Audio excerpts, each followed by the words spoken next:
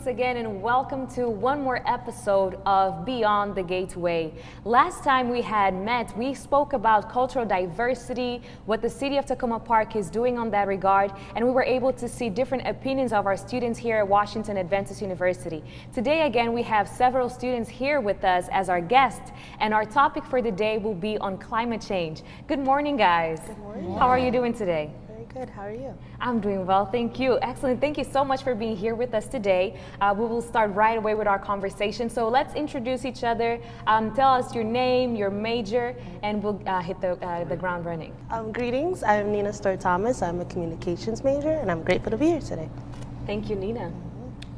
Good morning to you. I'm Jay Davis. I'm also a PR major, and I'm ready to get started. Good morning. My name is Laike Fontaver. I also am a communication major and ready and happy to be here. All right, thank you so much. So let me ask you this. When you heard today's topic was going to be on climate change, what came to mind? What are some of the expectations you have brought here for these discussions? Oh wow, climate change, I think it's a very large topic, and I'm glad that we're discussing it as young people, because it's great to bring awareness to our world other than just their older generation. I think it's important to recycle, to be concerned about the weather, our health concerns, and different things. When it comes to mine, I really just think about the weather, because the weather has been really different. Like growing up, I'm used to right now, we're getting ready for fall, winter, like the boots are out, the coats are on, or even winters have changed for me. I know back home in Pennsylvania, we used to have long winters, but now it just seems it's like winter and then summer. There's no in between anymore. Especially being down here, we're having like a little warm season. Yesterday was a little bit cold, but today it's warm. Maybe it'll go cold tomorrow, and I feel like that's messing with the animals, the plants, even us, because we're having allergies. I know personally, it's killing me right now with this different change. So I think it's a very important topic, and we should discuss it. Okay. Definitely. I can follow up on actually what Nina said. From Pennsylvania, it's cold around this time. Like the hoodies, the coats are on. So when weather is like this and it's like a major heat thing, you question like the other regions around the world, and you think about, well, if it's warm over here and is it going to be warm over there? Is that affecting the weather that the areas where it's supposed to be cold? And you just think about like how is that damaging the air, the quality around the world, and you just think about stuff like that. Yeah, and that is interesting you bring that up, because it's not only, here, around the world. I'm from islands too, and there's summer, it's like too hot and not so hot. That's it, the summer is all we have. But definitely is affecting all around the world. Thanks for bringing that up, Jay. Yeah, I mean, me personally, I just think it's hard to like not even know about it. It's spoken on throughout everywhere.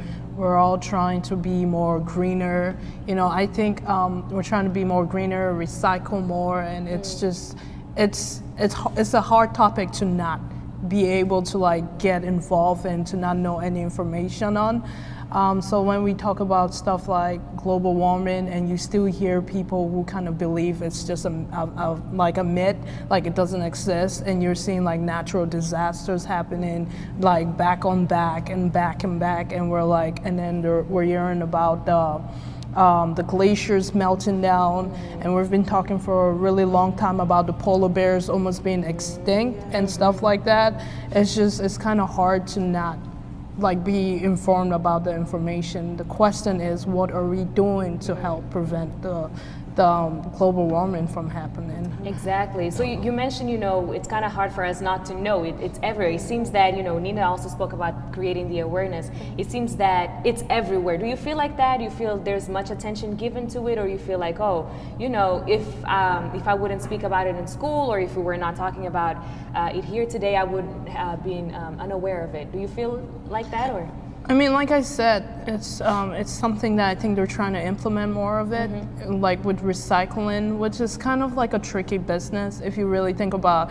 I feel like recycling, it's not the cure, it's not the solution for global warming. Because if you really look into what the recycling, it's an industry, basically. It's kind of like an excuse for us to keep producing more plastic, like, oh, we're gonna make it because we know we're just gonna recycle it.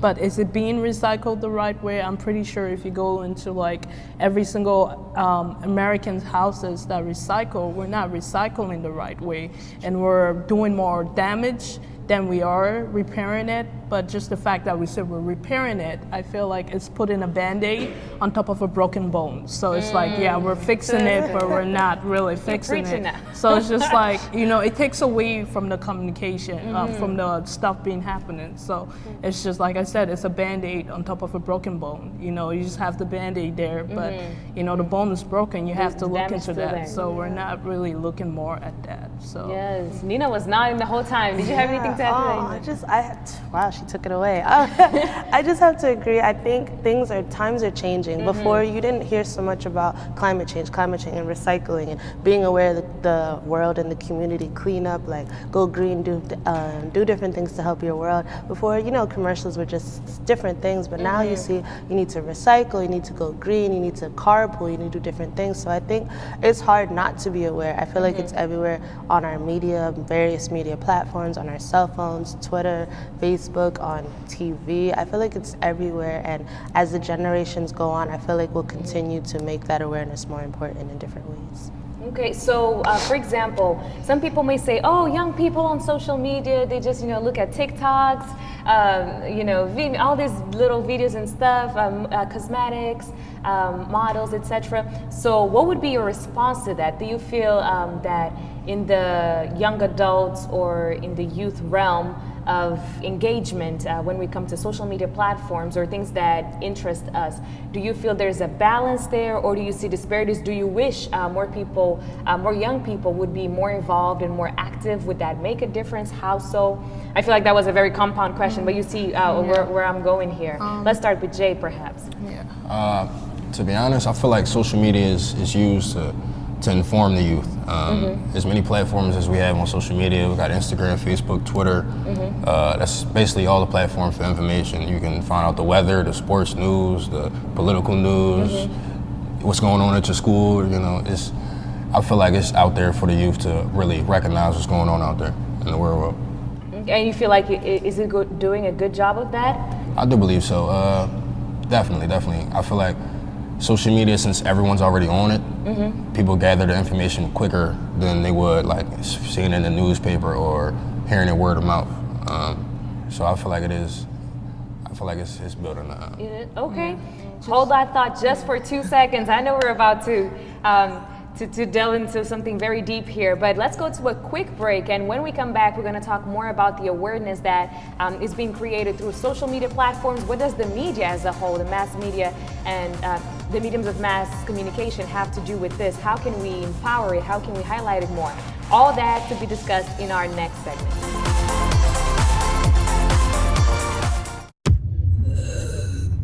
Every day, 78 people in the U.S. die from drug overdose, but they don't have to.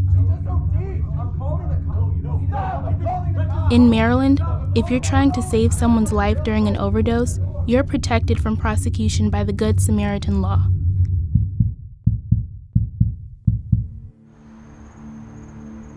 You just saved her life. Visit our website for more on how this law protects you. Welcome back. During our break, we were here, talking about several different points, and we're very excited that you have decided to join us again. So let's continue what we're talking about before. How is social media and the media of mass media and communications, how are we doing? How are we highlighting or creating awareness towards climate change and what we're undergoing as, as a community, the global community that we are? Mm-hmm. And I believe, Neki, you wanted to just to shed some light upon what Jay said with the most recent incident that happened was the Amazon, this thing burning down.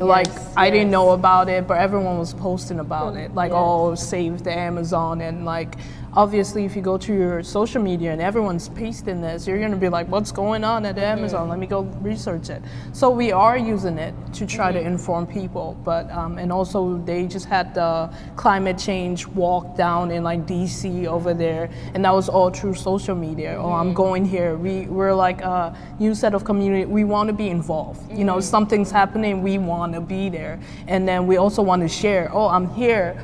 But during using that, you're informing other people, and then people like the older, wiser people will be like, oh, what's this movement about? Oh, it's about climate change and stuff. So I think we are using social media to that aspect in the right way. Yeah, and ain't that a plus? Because, you know, now we have the media and means of mass communications can, you know, propel and spread information like that. You know, imagine how much harder of a task it would be for us to, you know, cause any change or, you know, impact in any way if we just, you know, it would have to be word of mouth. And sometimes, though, it seems to have been more effective back in the days where, you know, people would just, you know, engage even more. So how can we even create this balance of not only allowing media and the means of mass communications and social media to do their job, but also us? How can we be avenues towards which, you know, spreading that? It's like, oh, I posted on my story, but how, you know, can you, maybe Jay didn't see your story. So how do we create that awareness within our circles? Let me ask you this. Do you guys speak about this in your circles, like home, family, school?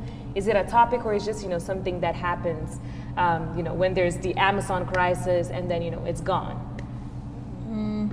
Personally, not as much. I mean, the only person I really talk to about this is my brother, because he's really into recycling. Like if I'm about to trash a glass bottle in the trash, he's like, no, you got to recycle it. But again, it's not like a topic that I think until the earth is burning down, until we can like escape it. It's not yet gotten to that point. We're still able to live our daily normal lives, so it's not as urgent.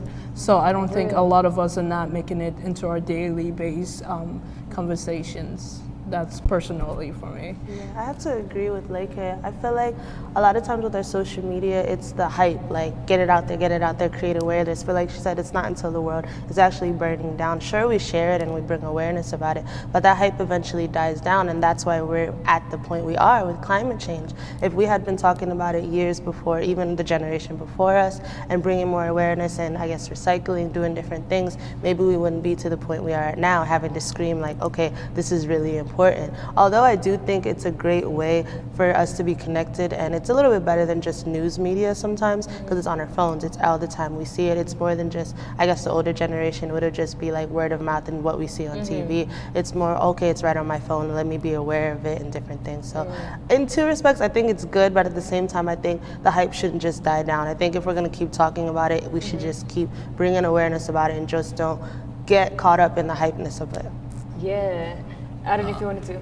I agree. I don't think it's finally like reached our like group conversations yet, but it's definitely been a thought.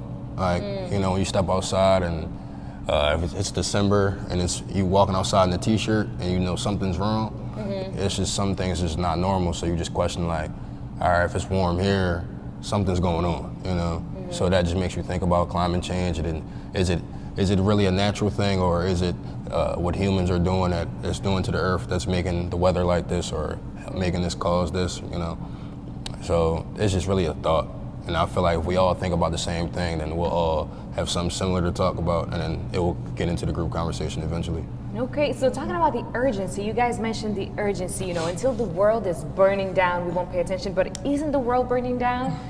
Perhaps recently, I don't know how many of you guys were able to watch Greta Thunberg. Yes. She was speaking at the 2019 summit at the UN, you know, speaking to the world leaders. And that little girl, she's 16 years old, Swedish, she was just crying, and she's like, you know, this is my future. Like, there's no planet B. Where will we go? So there seems to be a much more sense of urgency for the younger generation, because, you know, we're in our 20s, and, you know, our parents, they might be in their 40s, 50s, 60s, 70s even sometimes. And, you know, for them, and for us, it's getting closer to an end. So we may not even see the full extent of climate change and, you know, where it will take us. But for, you know, Greta, who is 16, and for younger people, they're like, you guys are, you're up there, but for us coming up now, like, where do we go? What do we have to even deal with? What are your thoughts on that? The urgency that Greta brought into the world leaders. I think it's really beautiful and important. It's nice to see that not only are we just doing like TikTok and different instrument things, we're actually worried about our world, and I think it's really nice that it's the young people leading us into what, our future, because technically, it is their generation now, it is their future. I know personally, my father is what got me interested into climate change, because he's always like, look at the weather, it's warm in December, what's going on? So, like you said, wearing t-shirts and different things, and so I think it's important that the younger generation is taking hold of this and leading this, new generation of, it's time to really take care of our earth, which it should have been done, but it's nice because they have the urgency and the willing to get ready and get the things done. Yeah, I think when you look at her case, it's very specific. First, we need to look at where she's from. She's from Sweden, which is like they have an amazing, I think they bike everywhere. So they're very, and then if you look at, and also the thing that I find so fascinating and amazing about her is a lot of things that we do as humans are learned behaviors. So when you look at our parents, global warming was not their issue. So recycling is not their, it's not something that they're used to doing. And in order for you to, you have to look at that and see how as kids, we imitate our parents. That's how we learn. So a lot of it is learned behavior. So it's kind of unfair to the newer generation because they're gonna have to like break that cycle, but it's hard because if your mom is trashing everything in the trash, she doesn't believe in global warming and everything, you're gonna be trashing stuff in the trash and not know the significance, but everybody's telling you, oh, you need to recycle and everything. So that's when bringing it back to her, I think it's amazing that I'm pretty sure if you really look into her family, you might find that urge and importance of like taking care of the planet, reduce, reuse, and actually like implementing all those little things. So I think it's kind of unfair a little bit when you like, and then you take that kid that came from that environment and you bring it to a not completely different environment and be like, oh, why aren't you guys all like this kid over here? I mean, how can you judge them? They're doing what you're doing, which is not taking care of the planet, not because you don't want to, but it's just because it's not something that you grew up having to care about. So it's it's very tough and tricky for the newer generations because they have to break that cycle of the learned behavior that they already know. So that's what. So in essence, what I hear you saying is, it has a lot to do as well with the way we are raised and what is emphasized at home. So, and that's a very good point that you're mentioning right here, because, sometimes we pay so little attention to, you're like, oh, they'll learn about it at school, etc. But we forget that the major school is the one we have at home. That's where you learn your values, your principles, and above all, things that matter to your family and to our planet, the community as a whole. This conversation is getting very, I like the direction we're going, but we're gonna go to a quick break again, and when we come back, we're gonna be focusing on solutions. So we have heard about Greta Thunberg, we have heard about social media and means of mass communications. What are we doing? But what is the city of Takoma Park doing? What are we as individuals, and what can we as individuals do to ensure that we're not contributing to this damaging effects that climate change is having in our planet, but actually reversing that and aiding our planet in a better way. Thank you so much for tuning in again, and we'll see you soon for our next segment. You're looking at the #1 cause of lung cancer. That's why the Surgeon General issued this warning. Now you're looking at the #1 cause of lung cancer for non-smokers. That's why the Surgeon General issued this warning. Radon is an invisible radioactive gas that seeps inside your home from underground. Whether you smoke or not, radon can cause lung cancer. Protect your family. Have your home tested. Call 1-800-SOS-RADON. Radon problems can be fixed.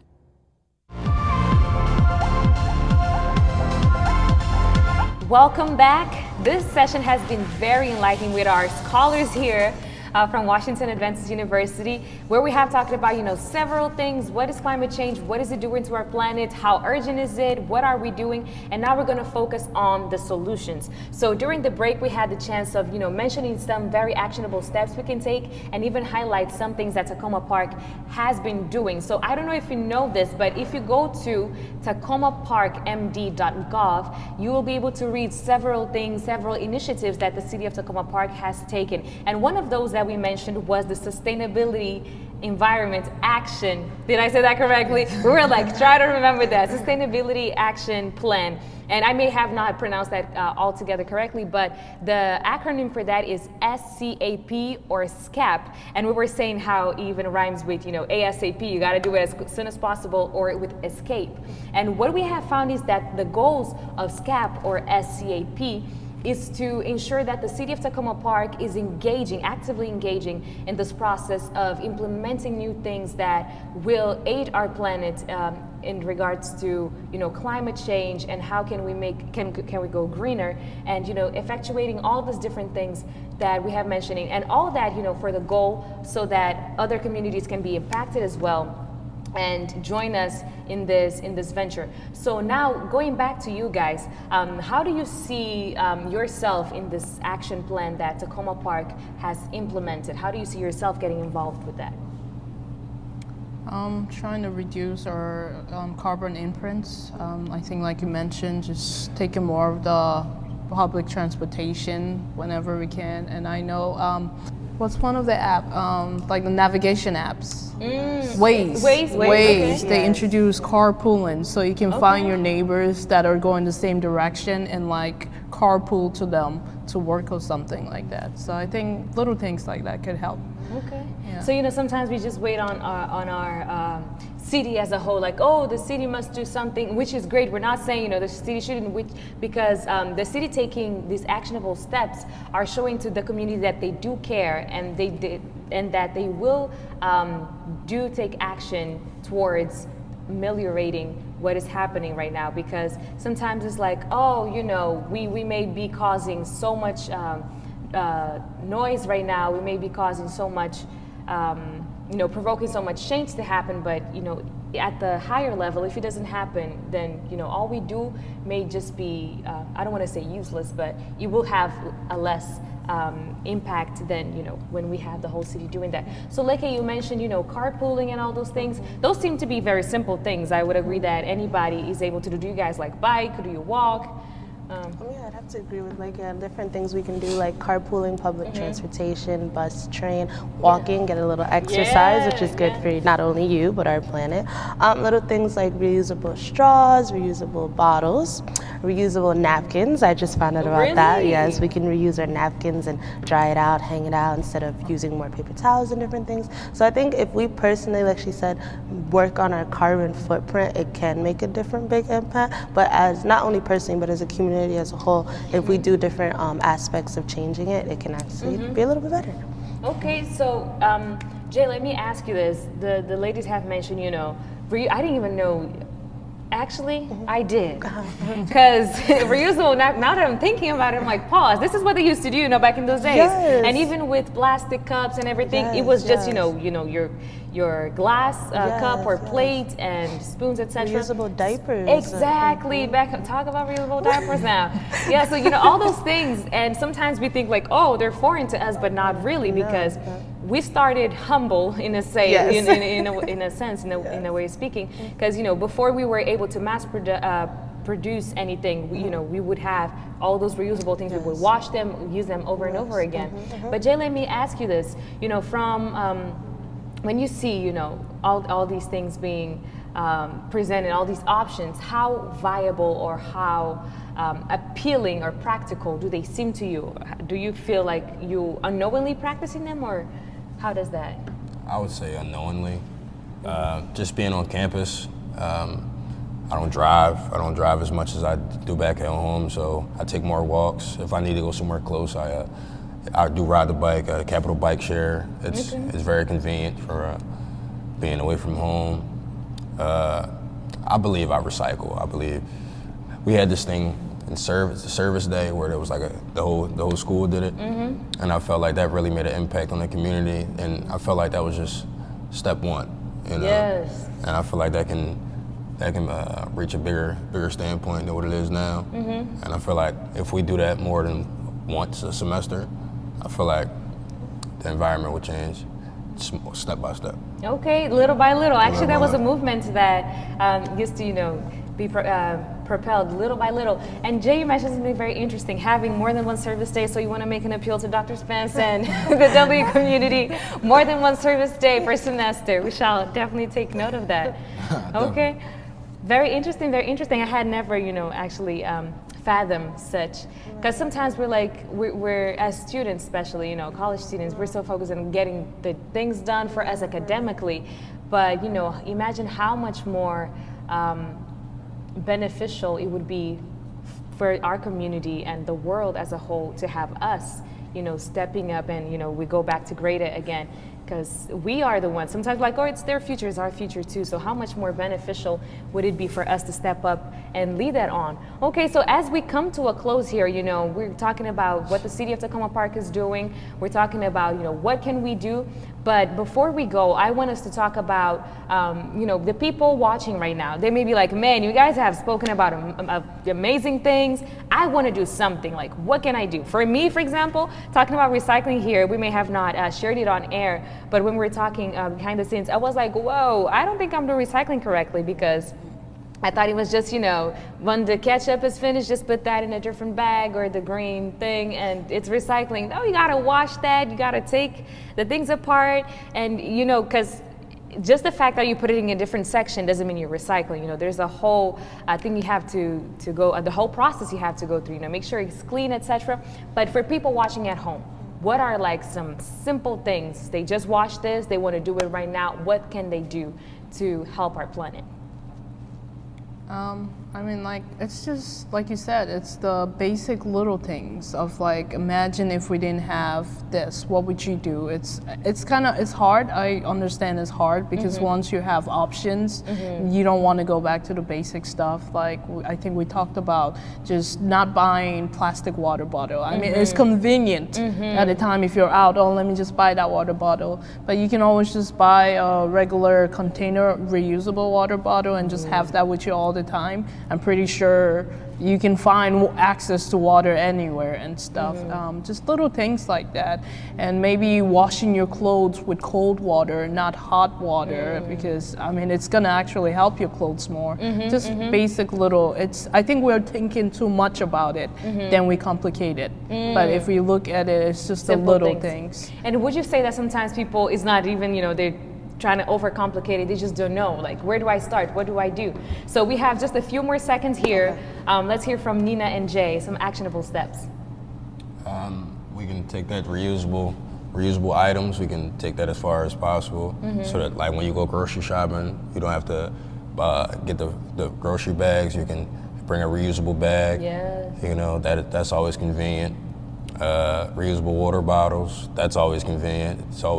You always know where your bottle is. It's your personal bottle. Yeah, and on the topic of reusable, we have the straws, we have the napkins you mentioned. So, you know, it is out there, and with the science that we have now, we're able to create so much. I think I was seeing recently, you know, those takeaway boxes, people made it out of different materials, you know, it's like, whoa, I didn't even know that was possible.